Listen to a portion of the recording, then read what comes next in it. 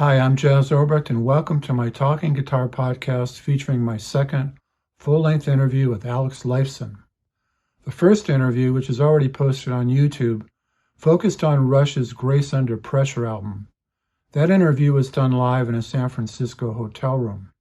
By contrast, the interview you're about to hear was a phoner done on the afternoon of December the 18th, 1985. At the time, Rush was touring in support of their Power Windows album, and later that evening they headlined the Pittsburgh Civic Arena with Steve Morse opening. As you'll hear during the interview, Alex had some strong words of praise for Mr. Morse. Given Alex's sharp ears for tone and his talent for editing his playing to the essentials, I have a deep admiration for his style. Like two other outstanding guitarists of the mid-1980s, The Edge and Andy Summers from the Police, Alex favored a textural approach. By this I mean that instead of blasting listeners with these "hey, look at me" kind of solos, he sculpted his sound using harmonics, whammy, feedback, legato passages, uncommon chords, chorusing, and other sonic innovations, creating this full, beautiful, innovative sound. As you're about to hear, Alex and I focused a good portion of our conversation on the Power Windows album. He also offered excellent advice for how players can break out of playing cliches and get the most out of their effects devices. As you listen to this interview, you'll hear that Alex is a remarkably nice and unpretentious guy. I hope you enjoy the world debut of this conversation.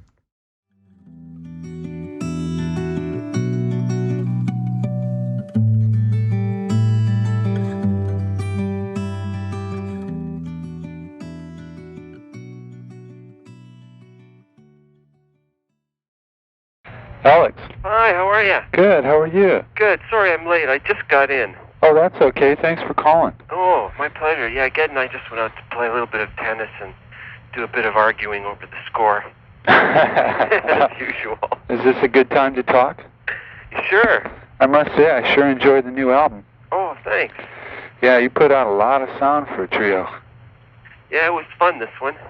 Yeah, you recorded it in different places with a different producer, huh? Yep. What did the producer contribute this time? Well, Peter came up at the late stages of writing. We'd written pretty well most of the album. We had a couple of problem areas, one being Manhattan Project. We weren't quite sold on the arrangement. We were positive of the parts, but we weren't quite sure of the arrangement. So he gave a helping hand in that and some suggestions that we, may not have thought of. That's really what Peter did more than anything else. He would suggest things that would, open up different directions for us that sometimes we wouldn't normally pursue. So it was really an eye-opening experience with him, and he's much more a musical type producer rather than an engineer type producer. And that's really what we were looking for. That's what we'd hoped to have with Grace Under Pressure, but we had a whole set of problems with that both you and I talked about the last time I was out there. But with Peter, it was a whole different story, and he had his own engineer, Jimbo Barton, who was really a great guy as well as being a fantastic engineer. So he had somebody that he was really confident in for sound, and then he was quite confident of himself as far as what he hoped to do with us. How's this the material translating over to the stage show? Great. Yeah, it's no problem. We were a bit apprehensive. I mean, we wanted to stretch out on this record, but we didn't want to go too overboard. We've never been that kind of that type of a group. We've always, I held the stage show as being very, very important. And as we got into it, Peter would suggest, going a little bit further and further. Adding more tracks? Yeah, we'd go a little more out on keyboards and sounds and effects and stuff like that. So when we started preparing for rehearsals, Geddy went in with Jim Burgess, his programmer in Toronto that we use for a lot of stuff. And they set up all these emulators so that we got a lot of the parts down on emulator. and they're constantly being programmed throughout the evening, for the different songs. And we've put all the old synth sounds that we had with the Oberheims and the Mini Moog, all that onto the emulator. So we've condensed the whole keyboard setup and just made it a little more sophisticated. So it's really not a problem to get all that stuff back on there. So what kind of parts are pre-recorded? The sequence parts. Those would be all put onto the emulator, sampled on. The emulator can sample up to, I think, 16 seconds right. worth of program. So a lot of those sequencer type effects we can put on the emulator. Put them on a disc and call them up as you go through the song. Have you perceived any changes in your style since the last album? Yeah, I would say that I've probably I don't know. For me, it's really important. It's always been really important to be really a part of the band, not to be just one element of it, but to really be a cohesive part of the band. I think with this record, I finally really achieved that, where I'm really satisfied with it. I think the sounds that we got were really great. I think the sounds were quite different for me. They were much cleaner, crisper sounds than I've ever had before. And my style of playing with the songs, the way they were written, the way they were arranged, I felt I'm more a part of a song, or more a part of the whole band, as a single musical unit. Right. I felt much more tied in, and I think in that respect, I would say probably my style has developed more in that way that I've always wanted to develop. It's nothing, incredibly new or different, but I think it's probably a little more mature and a little more evolved. So, now, is your style a product of your own evolution, or are elements of it suggested by the other guys? I think it's probably my own evolution. I think when we're in the studio, we all have ideas about each other's parts, and we make suggestions to each other. I mean, there were a couple of songs on this album that required a complete, total guitar rewrite. Once the keyboards were put on, it changed the whole character of the song. Could you name one? Well, Manhattan Project was one. Middletown Dreams, especially. Huh. Middletown Dreams, the guitar part was totally obsolete by the time I got my turn. Really? Yeah, because, Geddy changed his bass part when we put the song down. We had a basic idea of the structure. Well, we had an idea of the structure. Drums went down, then Ged redid his bass, and because he had some time to spend, he changed some of his bass parts, bass patterns. Then the keyboards came on, and suddenly the mood of the song was totally different. And it required something, again, totally different from the guitar. So it was a bit of experimenting when it came down to putting the basic tracks down for the guitar. And that one took, a couple of rewrites. You'd do something, come back the next day, as the night went along, we got a little bit better towards the end there. Why don't we go back to the beginning and look at the guitar part and maybe think about rewriting it? And this was constantly happening. What happened with the Middletown Dreams solo? Did that change?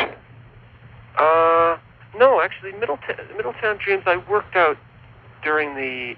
Now, normally when we do solos, I like to just go in and do them. Yeah. I don't really pre-prepare for them. Right. But with this, I had spare time when we were at the Manor doing the basic tracks. So I worked something out for Emotion Detector, Middletown Dreams, and the middle section of Mystic Rhythm, where the backwards guitar comes in and repeats the line and plays it backwards. So I'd had a basic idea of what I was going to do with those. Actually, quite a good idea what I was going to do solo-wise with those songs. Middletown Dreams was a fairly quick one. You had a nice sort of a stone room ambience. Yeah. To echo on that little solo. The setup that we had, we used the Dean Markley CD212 with Gillian Kruger. Amps. But I was driving the two Celestion speakers that were in a Marshall cabinet with the Gillian Kruger and a Rockman. Just combined the whole bunch. What did you have the Rockman set for? I had it on the Edge sound. Did you do a lot of experimenting with amps and equipment this time, or did you pretty much know what you wanted? No, I knew pretty well what I wanted. I was pretty happy with my Marshalls, and I had the Dean Markley with me as well. Plus, we had another single 12 Dean Markley that Peter Collins had. And we had a, the JV, was it JV212, the jazz chorus? JC212, something like that. They roll in jazz chorus. We use that for just about all the chorusing effects.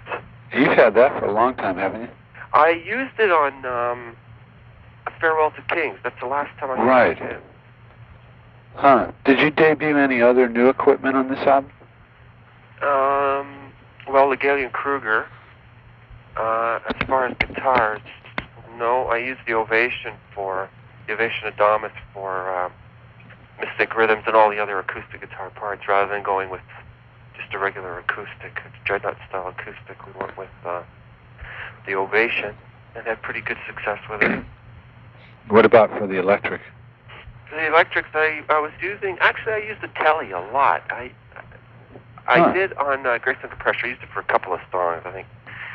The first sections of Body Electric and for parts of Red Sector 8.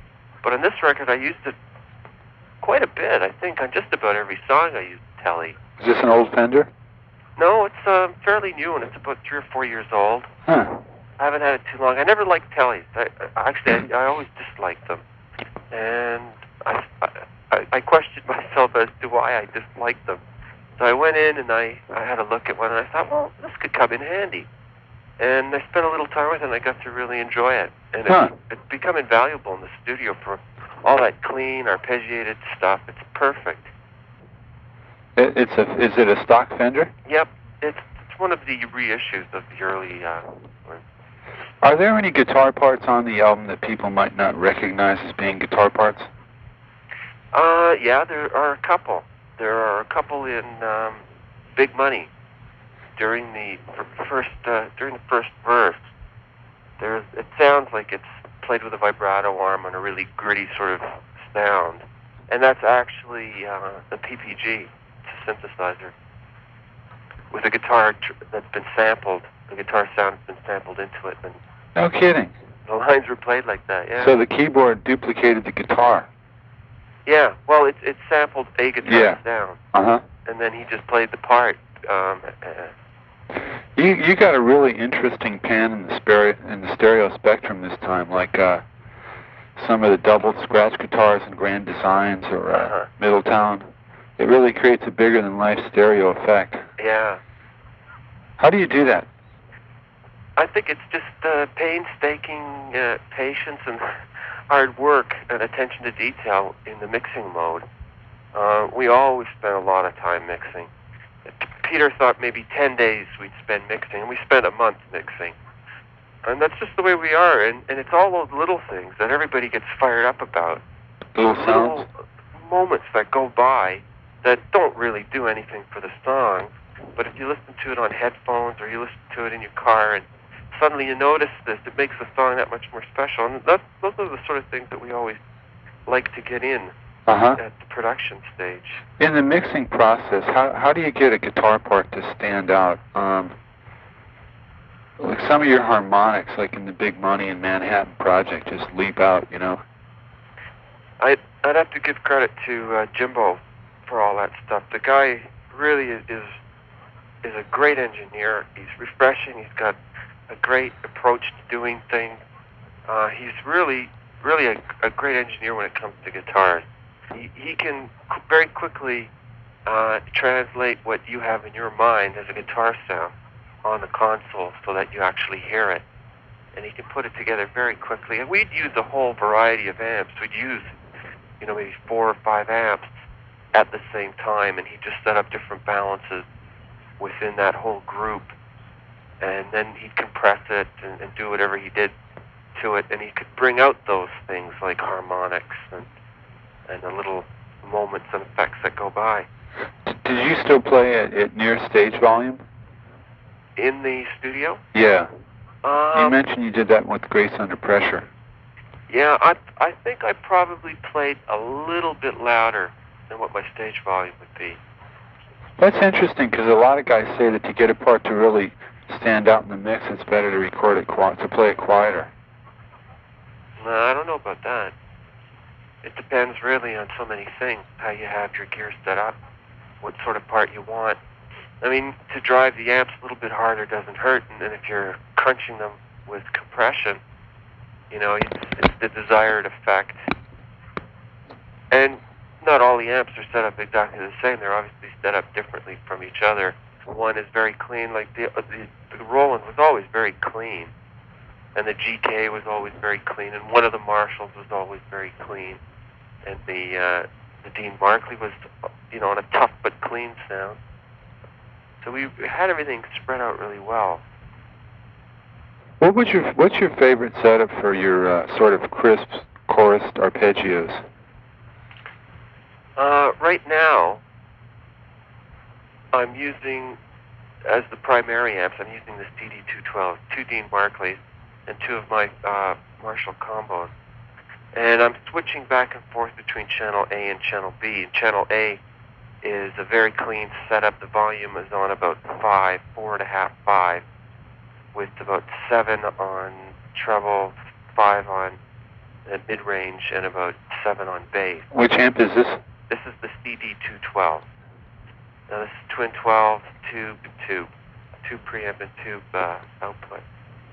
And I switch back and forth from that channel. That's the clean, crisp sound that I like to use for all the arpeggiated parts, all the chorus parts. And then the channel B, of course, is set up a little bit different. If you know the amp, and I don't know if you need this, but do you want to know, like, settings? Yeah. I use, on the B channel, it's got 2 gains. It has a dirty gain, like a distorted gain, and a clean gain. And the clean gain's on about, on a Spinal Tap setting of 11, and the distorted gain's on about 3, with the actual gain for the distortion level on about 7, and then treble's about 6, mids are about 4.5, bass about 6, master volume on about 3.5, no reverb, and presence on about 7 or 8, and that gives me a good bit of crunch on that channel. Now, do you use any other effects devices in the chain for the chorus sounds, or is it all from the amp? No, actually, I picked up a Dimension D.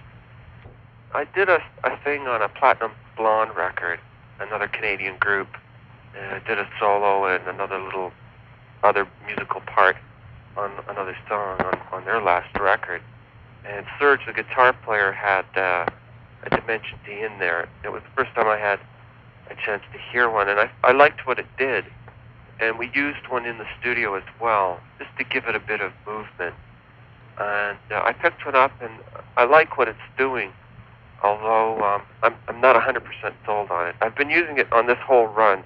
I've been happy with it, but I'm almost afraid that I'm getting a bit of cancellation somewhere.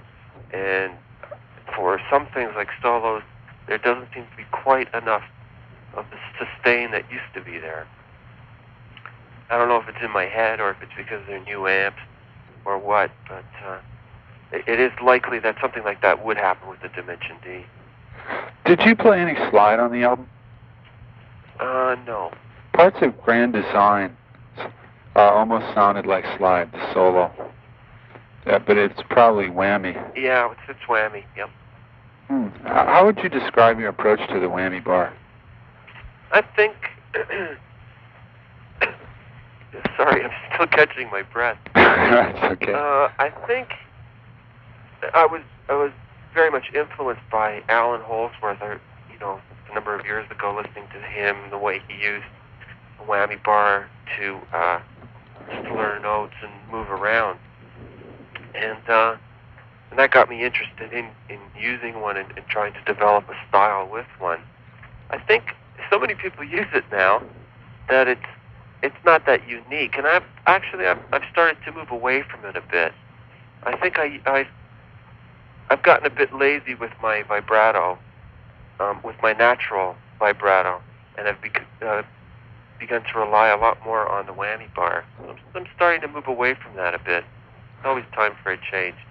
Will you palm the bar as you play and rock it gently for the... Yeah, that's exactly what I do. Actually, I hold it in the lower section of my fingers, at the palm, but in the actual fingers and the little crease of the knuckles. Oh, I see. And the movement is very gentle. It's often the whammy bar itself is kind of loose, so that it absorbs some of the movement from my hand, so you get even less of a movement on the actual assembly. Did you use the Strat with the rose bottom and the in-clamp top for that? I'm sorry? What guitar did you use for the whammy stuff? Primarily I used the black Strat, the one that's completely modified. Yeah, and it has a Floyd rose. At the bottom? I'm sorry? You used to have one that just had the bridge, and it didn't have it had the tailpiece, but it didn't have the locking nut. No, right, exactly. Yeah. Is that the way that is? Yeah, all of them are like that. I don't have locking nuts on any of them. Huh. Are there occasions on the album where you bend an entire chord? Yeah. How do you do that? Is that manual or with the bar? With the bar.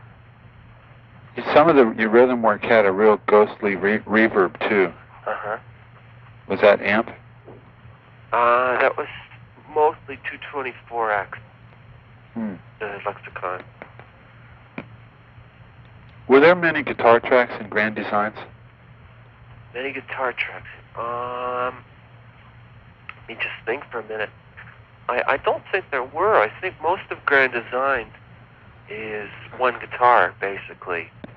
It's not even doubled.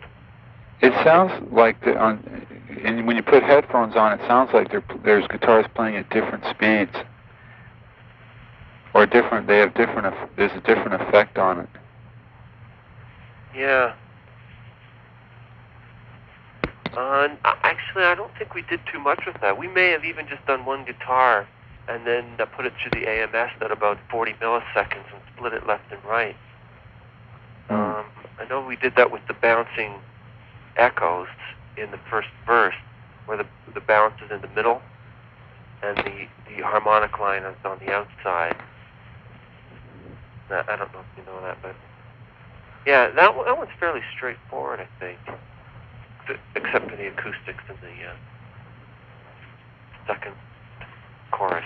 Was the marathon solo difficult to do? Marathon, actually, it's funny. There's always one song that you're terrified of doing. I think is going to be really tough. And Marathon was the one. When we wrote it, we thought this song's really going to be like pulling teeth once we get in the studio. And of course, we get in the studio and it's a breeze. And a song like Emotion Detector that we thought would be a breeze was the killer. It was very, very difficult to get the mood right. I'm still not, really sold on that song. It never ended up sounding the way I had hoped it would sound. Although I'm happy with it, I always had a different picture in my mind of the way it would end up. But with Marathon, when we came to doing the solo again, that was probably the easiest of all the solos to do. Really? Yeah. And I like to take about 8 or 10 tracks and play, and then I get kicked out of the control room. And everybody sort of dives in. Getty likes to really get into doing that. And he and Jimmy would sit down, and Neil would make some suggestions, and they'd piece together a solo. Would you record 8 tracks of solos? Yeah. And then, and of course, Peter would be there. And I'd come back in after a couple of hours after they'd assembled something.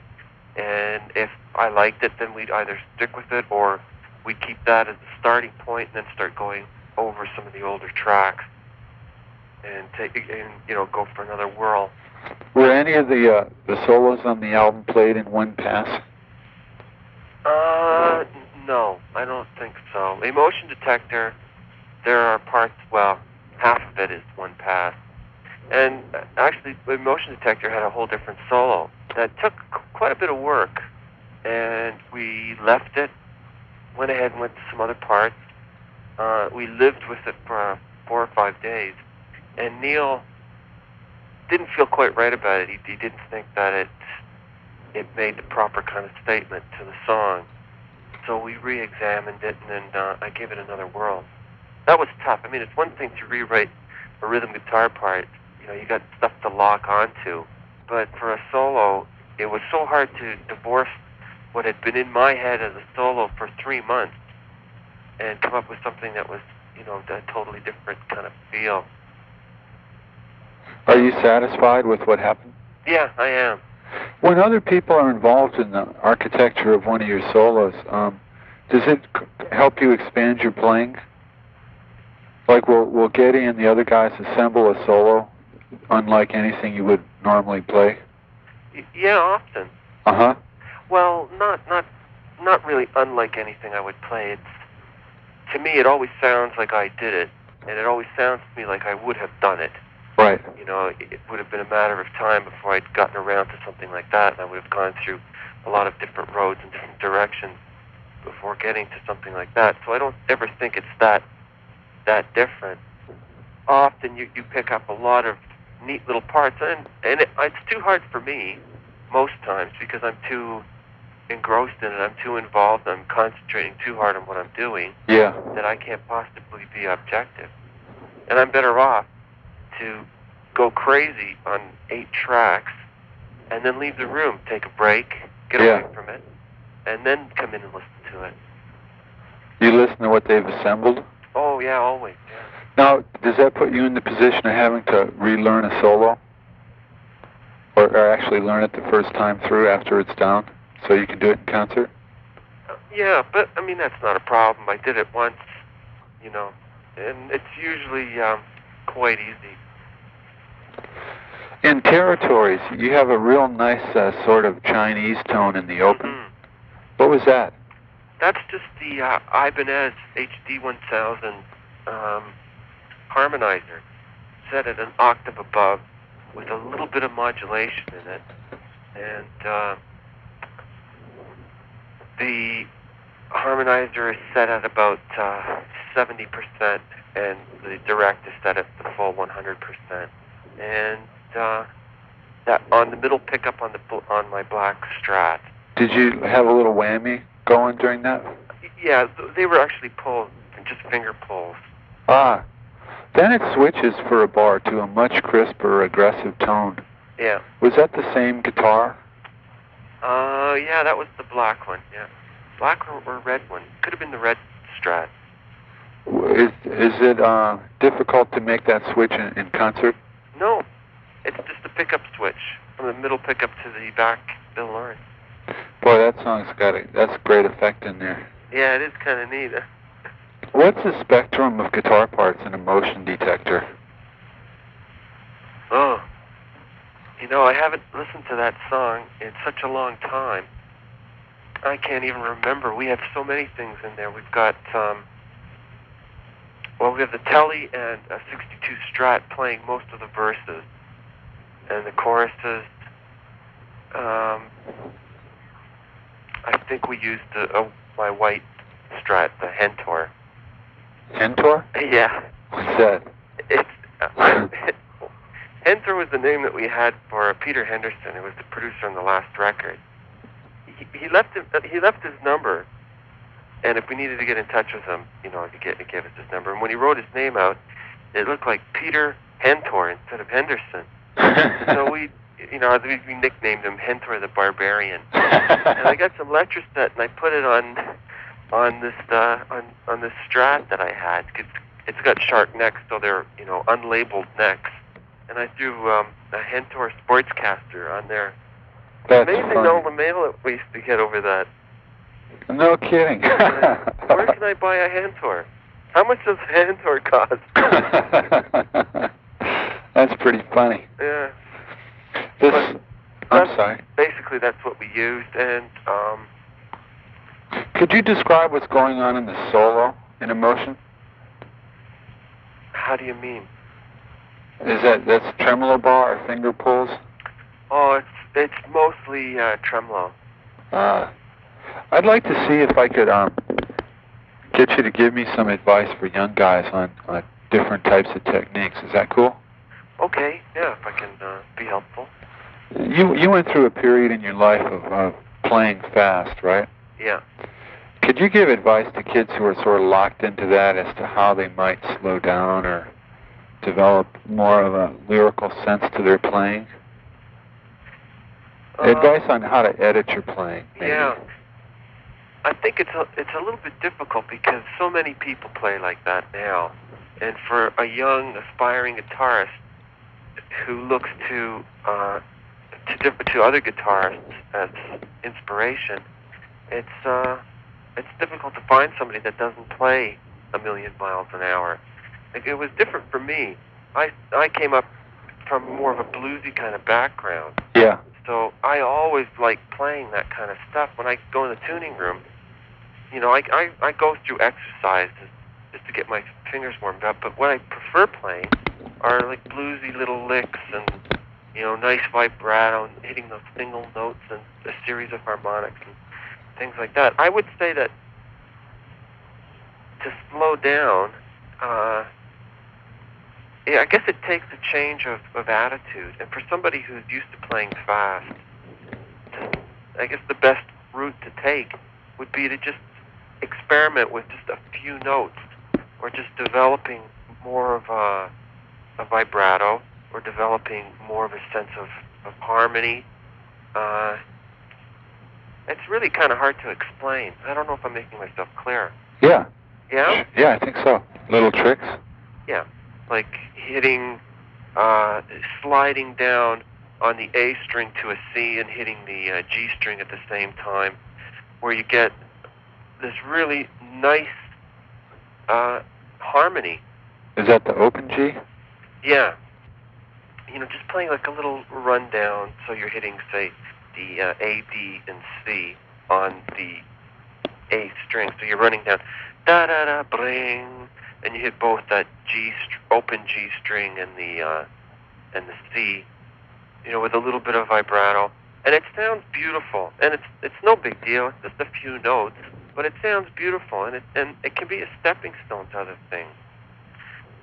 What I like to just, you know, hit a few notes with a little bit of echo on, or maybe a repeat, and put in a little bit of whammy. You know, your eyes start to water. It's that kind of stuff, and it really grabs you. And I think that's a good starting point. Then you can combine the two. You can get a nice blend of a fast technique with a slower, really melodic, emotional technique.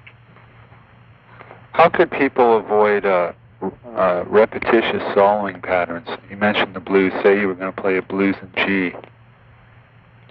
How might somebody approach it instead of a stock, you know, playing around the 3rd to the 6th fret, you know? Yeah. There again, it's really experimenting with intervals, putting sharps and flats in, scales, experimenting, trying different things, getting a sense of what's happening in a song, outside of what your role as a soloist in this particular song is, getting a sense of what the mood is, or what's being put across in the song, and getting from that some kind of sense of direction, experimenting, I mentioned, and sound, developing interesting sounds. I mean, you can do a lot with just a couple of basic effects, like a chorus and an echo. You can do a lot of stuff with just those two effects. Could you give an example of like how to get the most out of an echo, or a different way of using it than someone might think of?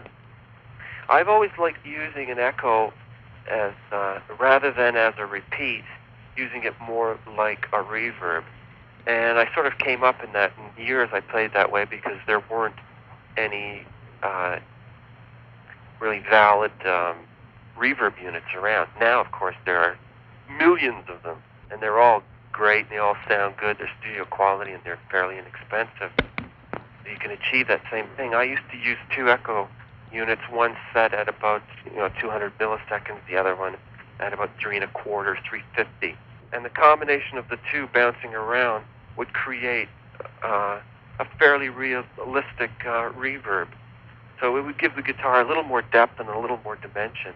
And once you add something like a chorus that changes the real character of the guitar, combined with the echoes, you have a big swirling blob of sound. Well, how do you use digital delays? Digital delays I used to use almost strictly for effects, for like a repeat type effect.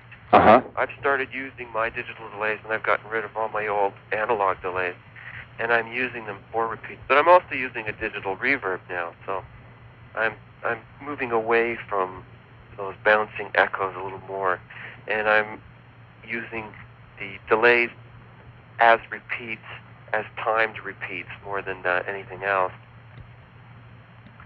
You know, we're setting up a particular effect bounce, where the bounce is set at maybe 150 milliseconds, so it creates a real quick little da-da-da-da-da-da, yeah, that sort of thing. Like in Grand Design, there's a bounce in Grand Design, and in Manhattan Project, there's a longer delay of about 700 milliseconds on a couple of notes in the last chorus, which really, I find, picked up the track and really moved it along.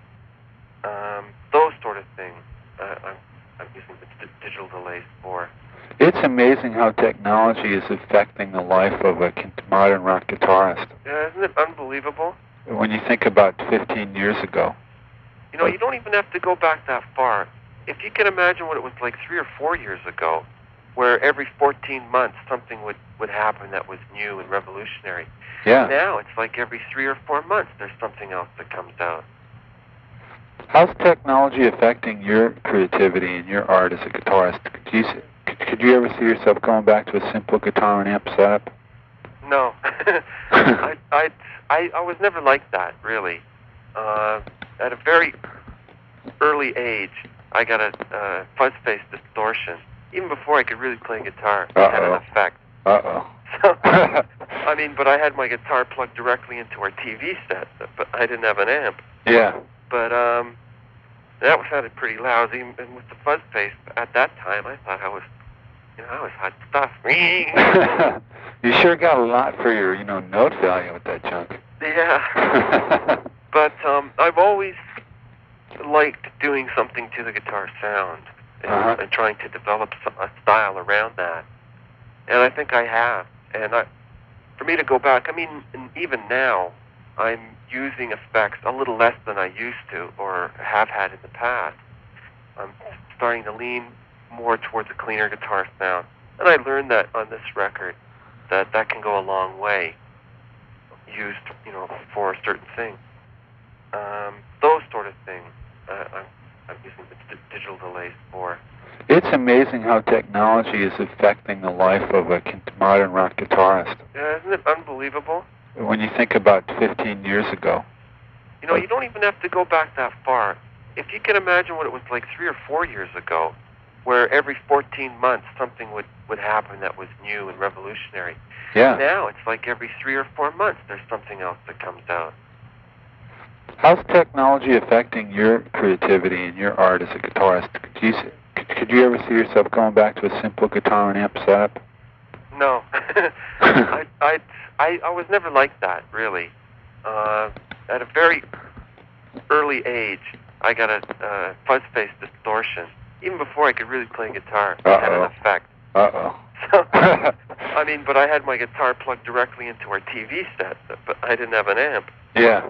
But that sounded pretty lousy, and with the fuzz face at that time, I thought I was hot stuff. You sure got a lot for your, note value with that junk. Yeah.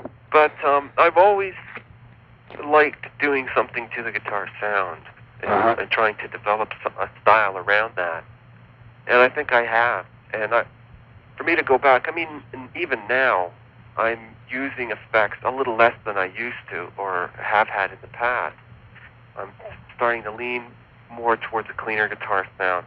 And I learned that on this record, that can go a long way, used, for certain things. I haven't really felt comfortable with it as an everyday kind of application. Mm-hmm. I don't mind tooling around with it and experimenting and doing stuff at home, but I think to use it on the road, it's I'm not ready for all the hassles I think that I would end up having. Because it's a lot easier for me to play guitar and program things on an emulator or on a sequencer and trigger it with a bass pedal rather than trying to achieve those two things on a single instrument. Are you playing a lot of bass pedals on stage? Yeah, but I have been for a long time. Yeah. I think with this one, Geddy's really got his hands full with a lot of parts. And, I mean, he's always complaining that he doesn't have enough time to play bass anymore, which is really his first instrument. Yeah. And he's really been, over all these years, been forced into playing keyboards and doing that whole end of it. Have you considered getting a keyboardist for the touring band? I don't think so. We talked about that a long time ago, and we decided that, rather than disrupt the chemistry between the three of us, we'd rather just learn other instruments on our own.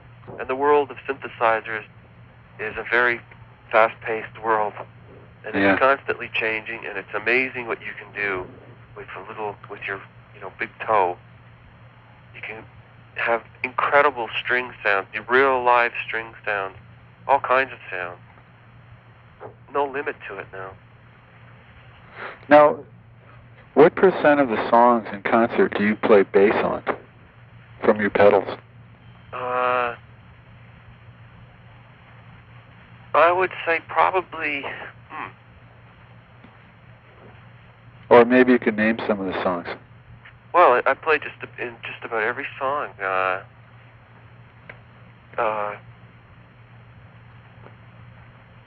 Okay, Subdivisions I play bass, an actual bass part. But the songs that I play bass pedals are Subdivision, Spirit of Radio, Manhattan Project, Marathon, Mystic Rhythm. I would say probably about 40 or 50% of the songs. Boy,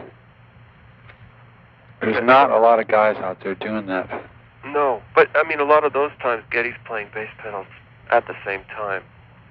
So it's not like it's taking over a bass guitar part in all instances. Yeah, it sort of restricts you to where you end up on stage. I have my own array of things now with the MIDI pedals and with the Taurus pedals and my effects pedals. How vast is your setup? It's vast. That's actually a good term for it. It's vast. It covers about a fifth of the stage. No kidding. Yeah. Well, the Taurus pedals, they're kind of a big, unwieldy sort of unit anyways. And the Korg MIDI pedals are a little bit smaller, a little more streamlined, but there are two sets of pedals there. And then my pedal board, which is a relay pedal board for my effects, which are back at the amp line, again, is about the same size as these things. And then they've got the Nady radio in there and a couple of other power boxes and stuff. So. What are your favorite effects, or the ones you depend upon the most? I would have to say the chorus unit, which I use the loft analog delays for the chorus, plus the Dimension D I'm using now for chorus. Do you have to be in a certain mood to play your best? Well, sometimes. I don't know. It's kind of weird, when I'm hungover, I always have my best nights. Really? It seems like you end up taking it easy all day and conserving your energy. And then you go on stage and you're fired up. You get your second wind. And often those are the nights that I play best. Or if I've been getting some exercise and I happen to be in a good, healthy frame of mind, my whole approach to everything is better. Yeah. And I end up playing better and having a good time. Do you ever take chances on stage and play something that might not be something you've tried before? No. That's inappropriate for your act? Yeah, I think so. Uh-huh. We're so regimented in all our parts, and we kind of depend on each other for cues and for next parts. And if somebody does one thing different, it could screw up somebody else's part. So we just have really stayed away from that. Have you ever had instances where you've lost your confidence on stage? Yeah. Yeah, there have been a couple of times. Any advice for someone who runs across that? Or who makes a mistake, hits an egregiously wrong note? Oh, those are the things, hey, it's gone by, it happened, no big deal. I mean, I never have a perfect night. I always make a few mistakes, but I think that, they go by so fast, and they're often quite unnoticeable. A lot of times, what's a big glaring mistake to you is nothing to the audience. Either they haven't noticed it or it just sounded different. Have you ever run into something where you hit the wrong note and then that leads into something that actually works out? Yeah, that's happened. Like little slides or little sort of jazzy pieces. Yeah. Do you feel your playing is expanding? To be quite honest with you, I don't. I don't feel that it is right now. I don't know if that's because we've just been on a long break, and I'm just getting back into the swing of things. While I was home, I didn't really play that much. I just spent 6 months playing just about every day, and I was tired of playing the guitar, and I needed to get away from it, otherwise it would really be a boring thing for me. And when I got home, I didn't really do anything for about a month. I just relaxed and hung around the house. And then I started to, clean up some of the guitars I had at home in the studio, changing some strings and polishing and, little things like that. And I'd sit in the studio and I'd play for a couple of hours each day and got back into it. And then when we got closer to rehearsal time, I got more serious about, getting back into shape proper. But at this point, I go in what's a really good indicator for me is what I do in the tuning room. And at this point in the tuning room, there's nothing that's too fantastically different that I'm doing. It's just really going through the motions of getting warmed up and limber again. How long do you play to warm up? I like to spend about 40 minutes. Do you have any set things you play? Not really. It depends on my mood. Are you by yourself usually? Yeah, always. So you don't have like a little jam before or anything like that? We do during sound check, but I tell you, we've been so tight with sound checks that we go in and we just have enough time to do 4 songs and then make time available for Steve Morse to get a sound check. How do you like working with Steve? The guy, do you know him? Yeah, very well. Yeah, he's an angel. Isn't he? First of all, he's one of the nicest guys I think I've ever met in my life. Yeah. He's very, very sincere, real talkative, real straightforward guy. Nothing pretentious about him at all. He's really, really a wonderful guy. All the guys in the band are great, actually. Yeah. They stick around. Every night they're there. They stay around for the show. They actually watch the show. I don't know. I would think that they'd get bored of it by now. But they watch the show. We get together afterwards and have a drink, and there's no shortage of conversation with these guys. And how's the audience reacting to him? The audience is reacting good. They're not going over fantastically well. Yeah. They're not, doing poorly. They're doing well. They're the kind of a band, I think, that it's tough with us. People who come to see us come to see us. It's never been that important who's been the opening act, because it's mostly our audience. So it's a bonus for somebody to get a good opening act, and I think Steve Morse is great for that. They're respected for their musicianship. I mean, people really respect them a lot for that, and I think that's the reason that they do as well as they do. I think they all feel just a little bit uncomfortable being on a big stage. Yeah, they've always played small. Yeah, and they haven't really done any big tours. So this is sort of new for them, and they're feeling their way around. I think he's a fabulous guitar player. Sort of like the melting pot of American styles. Yeah, but we come in for sound check at 4 o'clock.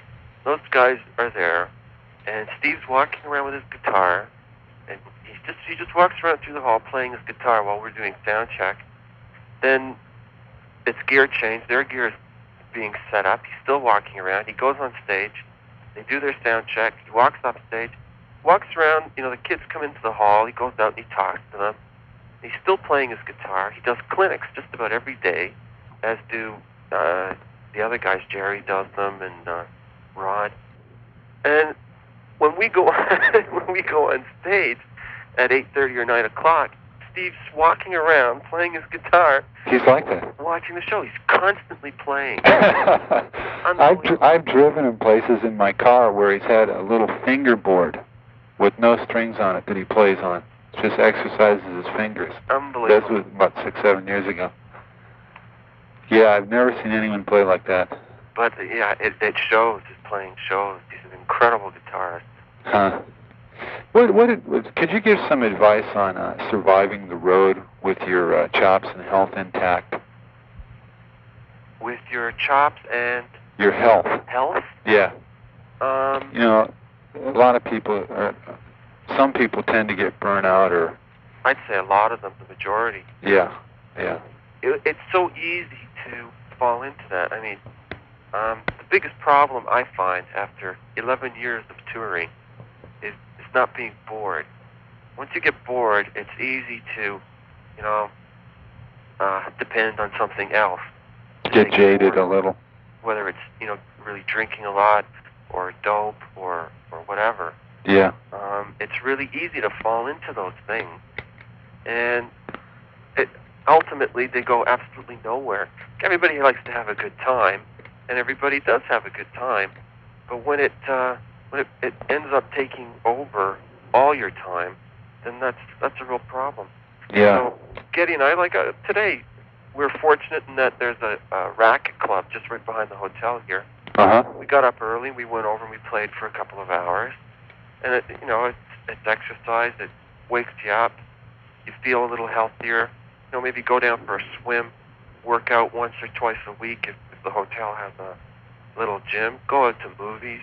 I have paints with me, the watercolors that I'm going to get into painting on the road. Neil rides his bike like mad, and the weather's good. So there are all sorts of other things other than music and other than a road lifestyle that you try to do that keeps your mind active and stimulated. I hate being bored. I'm terrified of being bored. Yeah, I'm the same way. Yeah, I know what you mean. Can't stand it. Huh. I mean, I got Shogun, not because I wanted to read the book, but because it was long. Here's a book that I'll get into, and it'll keep me busy for a few weeks. Yeah. Unfortunately, I got so into it, I was reading it. I wasn't sleeping at night. I get 3 hours sleep. I wake up at 7 o'clock in the morning to read this goddamn ignorant book. That's funny. And I read it in a week, which is quite fast for me. So I just picked up Noble House, and that's a little bit longer. So that should keep me busy.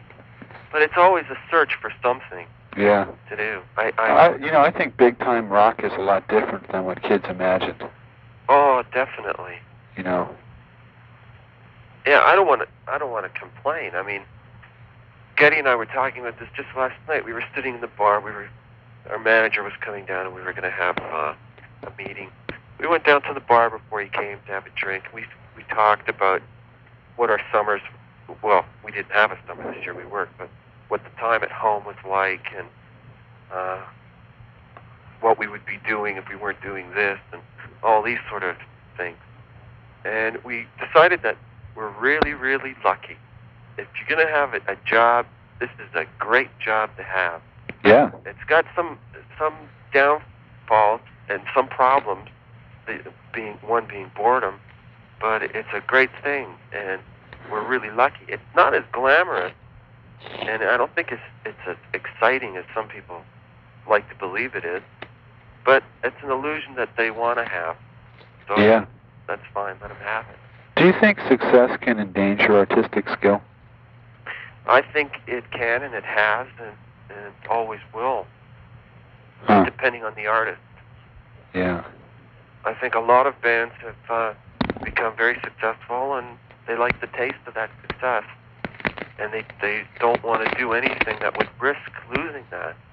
So they become stale, and they don't do anything that's new or exciting? I wanted to get back just for a minute on a little bit more stuff for kids.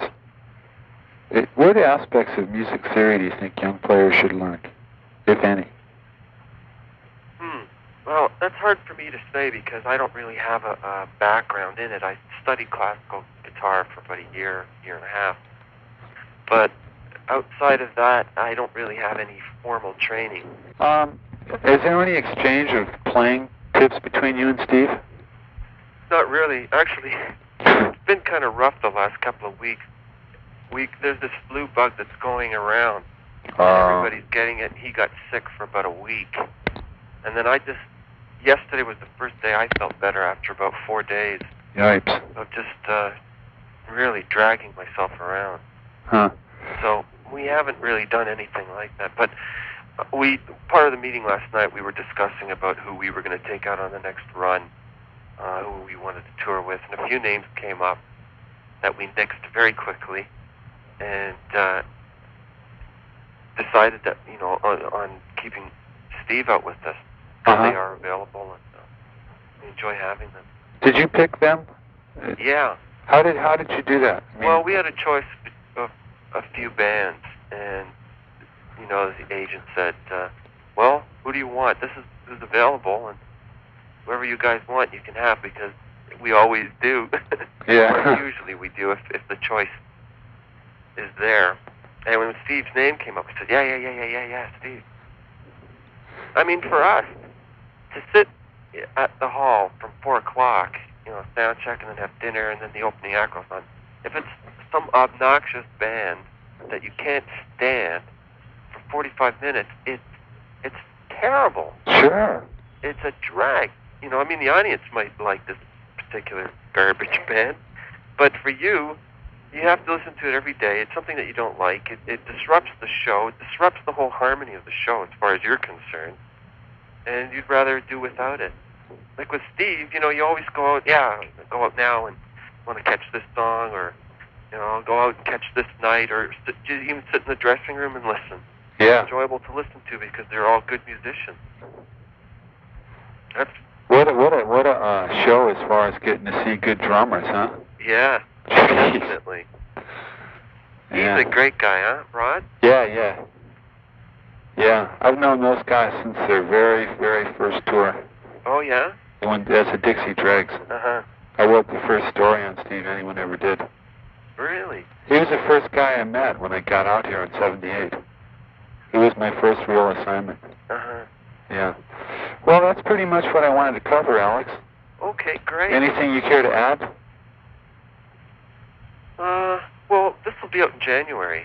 Yeah. Right? Oh. No, it'll be out in March, so it'll hit the stands in early February. Oh, okay. No, not really. I can't really think of anything offhand. Okay, do you still get the magazine? Yeah. Okay, great. Would you say hi to Steve and the boys for me? Oh, I'll do it today. Great. I will for sure. So and wish everybody a Merry Christmas. Same to you. Out there. Okay.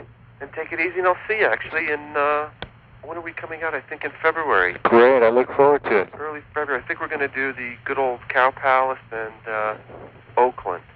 Well, have mercy. Yeah. Okay, Alex, thanks. See you then, Jeff. Okay. Bye-bye. Bye.